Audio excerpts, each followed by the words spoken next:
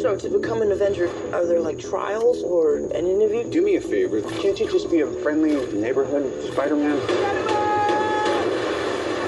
Just stay close to the ground. You're the Spider-Man from YouTube. Can you summon an army of spiders? Oh, Ned, no. Do you know him, too?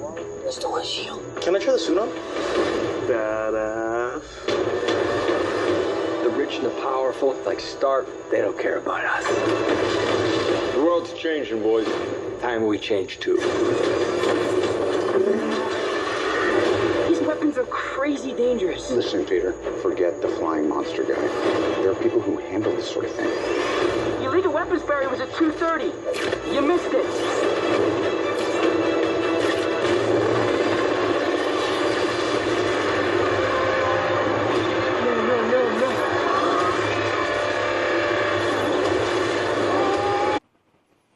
Aloha!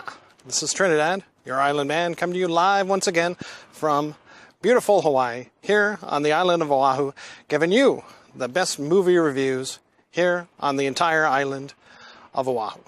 And yes, this is Trinidad, the Island Man, your Island Man, and I just want to give you my review of Spider-Man Homecoming.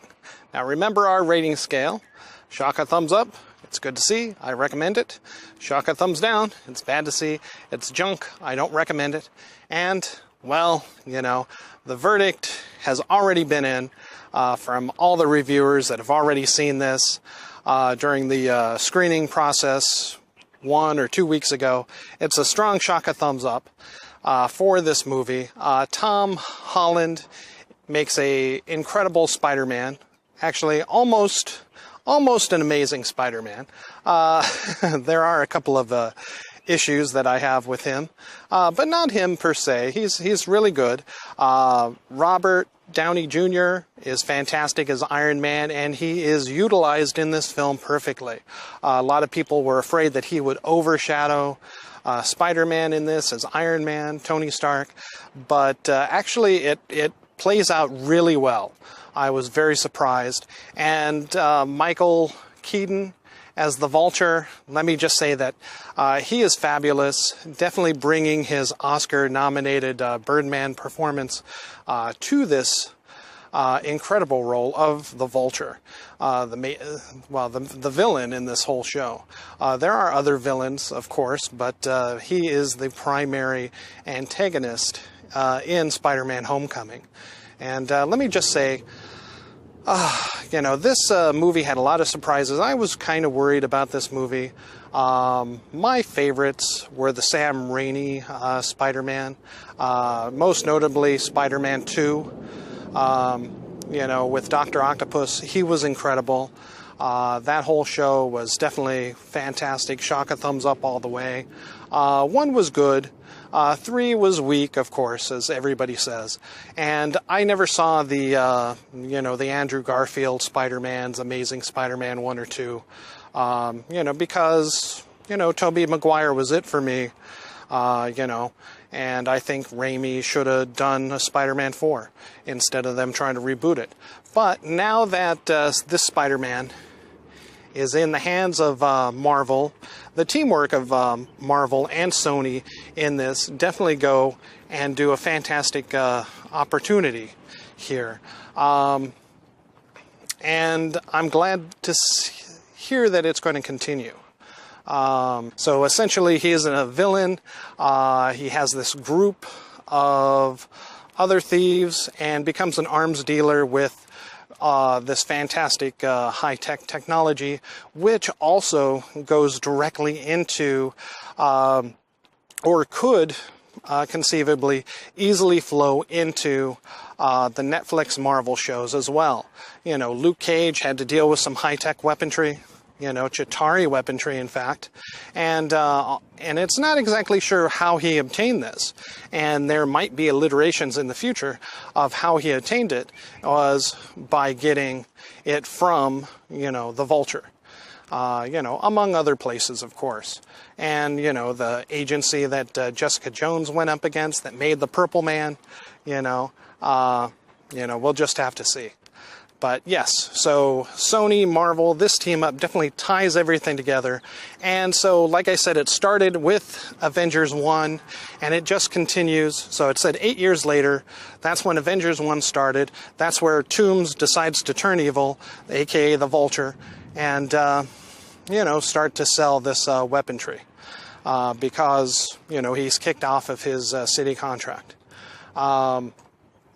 Now, there is go into Civil War, and that's where Spider-Man has essentially appeared. So back in Avengers 1, he was not around, but, somewhere between Avengers 2 and Civil War, that's where Spider-Man had appeared and essentially went ahead.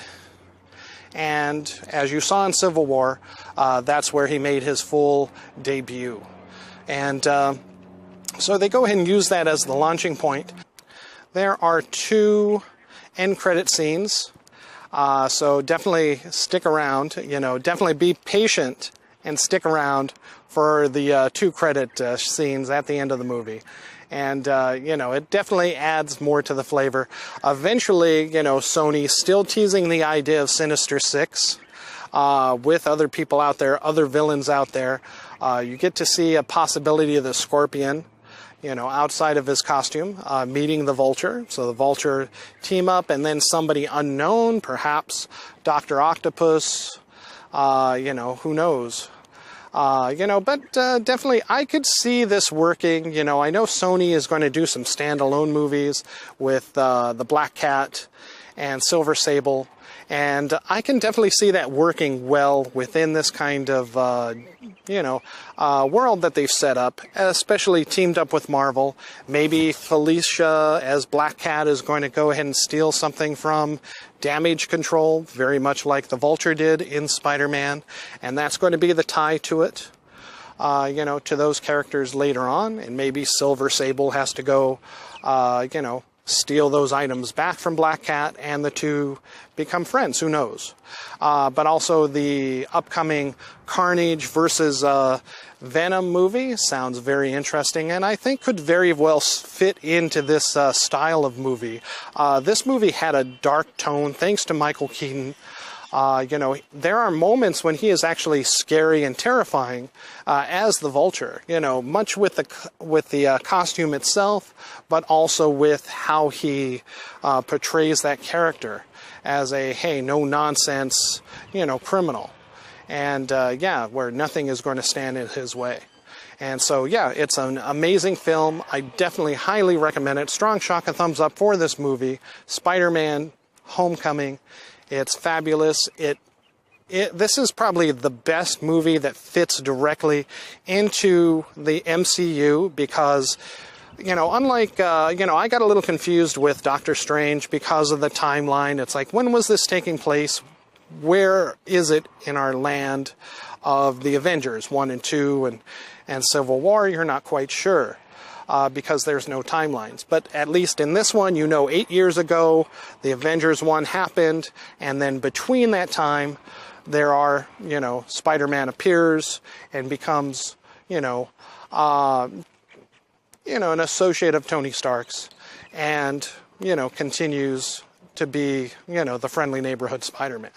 So, yes, so this is most likely, my opinion, the best tied together Marvel movie with one of its heroes and connected to all the other Avengers. Because although they're not all in here, you do get definitely, one could say that this is Iron Man 3.5. In addition to Spider-Man: Homecoming, because you do have Robert Downey Jr., Iron Man, Tony Stark in this movie. Fantastic amount of time, but utilized very well. Happy, Jon Favreau is back, from Iron Man 1, 2, and 3. He's back in this, and he has a wonderful relationship with Peter Parker and Tony Stark as being kind of the bridge between the 2 characters. And so it's good to see him back. And, spoiler, special guest star Gwyneth Paltrow returns as Pepper Potts. And a direct continuation from Iron Man 3, it looks like Tony finally proposes. So, You know, what more could you ask for this movie? Plus the videos of Captain America throughout the movie. There is there's references to Hulk, Thor in this movie. So it's definitely all tied together. And they do a wonderful job. And I can't wait for the sequel, Homecoming 2, with Spider-Man, and especially Civil War, well, I guess the Infinity War coming up next year, which will put Spider-Man in a totally new position. All right. Thank you so much. This is Trinidad, your Island Man, coming to you live once again from beautiful Oahu here in Hawaii, giving Spider-Man Homecoming a strong shock of thumbs up. And thank you so much. Aloha.